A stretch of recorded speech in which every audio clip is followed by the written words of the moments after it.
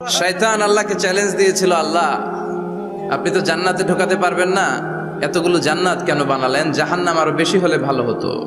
আল্লাহ বললেন কেন? শয়তান বলে, আল্লাহ এই সবগুলারে আমি ওয়াসওয়াসা দিয়ে মুনাফিক বানিয়ে নাস্তিক বানিয়ে জাহান্নামে ঢুকাবো।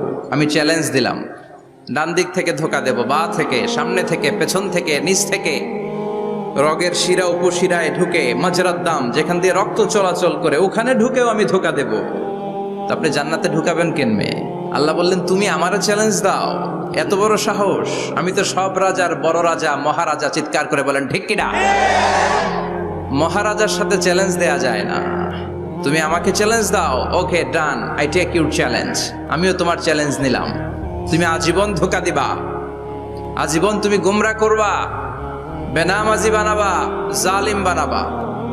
কিন্তু আমার বান্দা কোনো তাফসীরুল কোরআনের মাহফিলে এসে কোন এক